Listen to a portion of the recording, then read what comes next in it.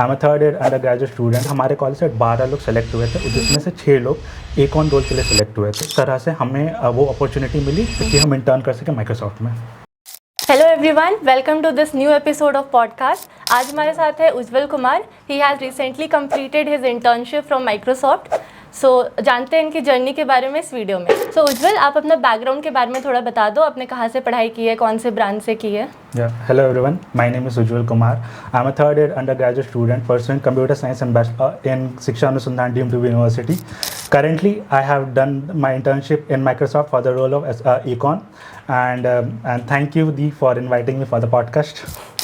Okay, so आपने बोला आपने इकॉन रोल में किया है इंटर्नशिप। तो इस रोल के बारे में आप थोड़ा बताओ ऑडियंस को, क्योंकि बेसिकली हम एसडी रोल से फेमिलियर होते हैं, बट इस रोल की अवेयरनेस नहीं होती बहुत लोगों को। माइक्रोसॉफ्ट में 2 टाइप के ब्रांचेस हैं, IDC and GDC. Econ is an associate consultant which comes under GDC, that is Global Delivery Center, जहाँ पे हम कस्टमर ओरिएंटेड प्रॉब्लम्स को सॉल्व करते हैं और उनको बिजनेस प्रोवाइड करते हैं। ओके, तो आपको ये इंटर्नशिप कैसे मिली? आप टियर 3 कॉलेज से हो, तो कैसे आपने अप्लाई किया इस इंटर्नशिप के लिए? First of all for Microsoft हमारे कॉलेज में लास्ट ईयर आई थी for 2025 batches to provide internship opportunities in different roles like Econ, PGM, HDs and SREs। तो टोटल हमारे कॉलेज से 12 लोग सेलेक्ट हुए थे, जिसमें से 6 लोग Econ रोल के लिए सेलेक्ट हुए थे। तो इस तरह से हमें वो अपॉर्चुनिटी मिली कि हम इंटर्न कर सकें माइक्रोसॉफ्ट में। Okay, nice. तो Econ रोल के लिए इंटरव्यू प्रोसेस क्या होता है? Econ रोल की प्रोसेस ये है कि जब हमारे कॉलेज में Econ रोल के लिए आई थी तो हमें चार स्टेप्स हमने फॉलो किए थे। पहले स्टेप, कॉलेज ने पहले शॉर्टलिस्ट किया था उन बच्चों को जो इस माइक्रोसॉफ्ट के लिए एलिजिबल है। फिर उसके बाद सेकंड प्रोसेस में माइक्रोसॉफ्ट ने हमें शॉर्टलिस्ट किया था कि इन लोगों को ही इंटरव्यू प्रोसेस के लिए आगे भेजा जाएगा। और फिर 2 राउंड्स हुई थी। First of all technical round, second is the techno managerial round.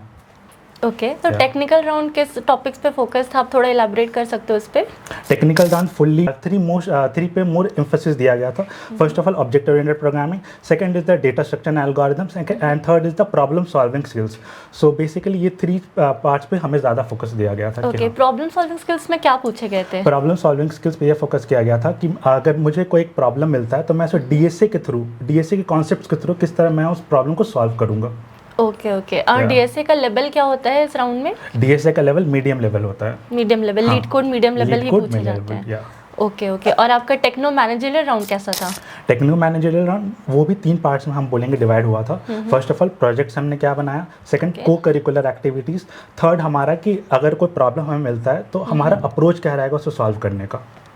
Okay, great. सो आपके कितने इंटरव्यू राउंड्स इन टोटल हुए थे?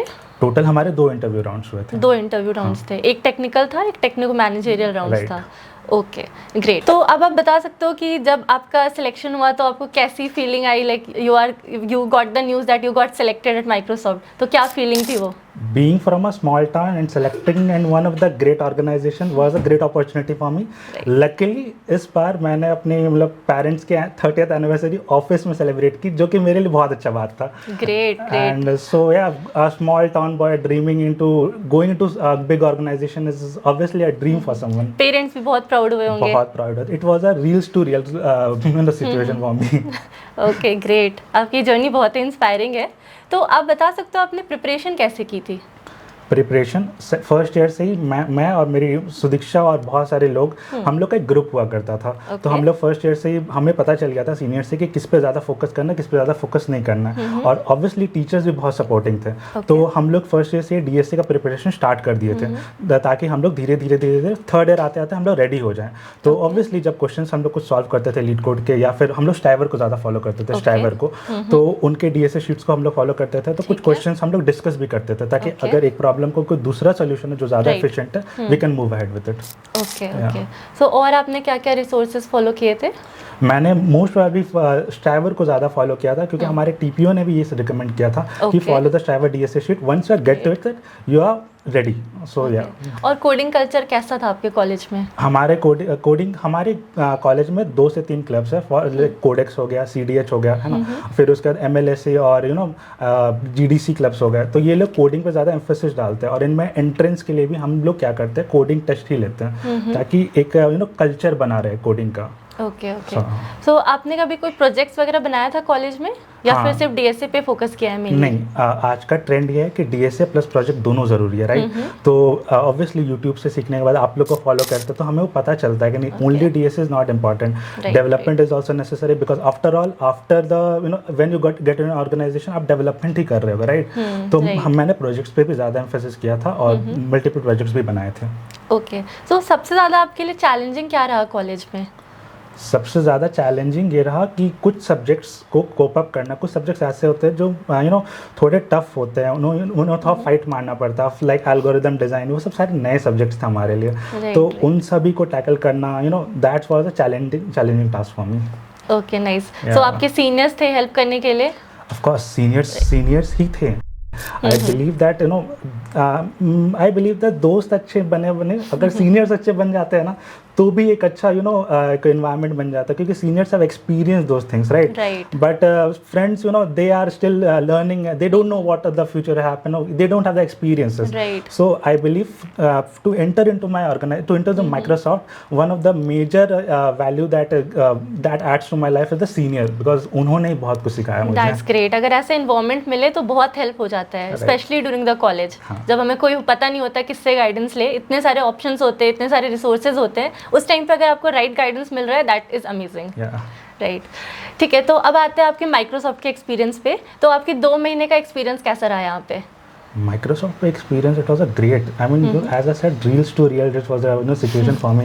मैंने reels में आप लोग को दिखता था कि किस तरह how Microsoft works, and currently entering into the Microsoft, it was a new and I believe that new situation for me, and meeting with people in my project, like data scientists involved थे, HDs involved थे, so meeting with those level of people, learning and implementing was a new thing for me, because ये सब चीज़ college में हम experience नहीं कर पाते, right? So these things I learned and I'm very grateful for the organization.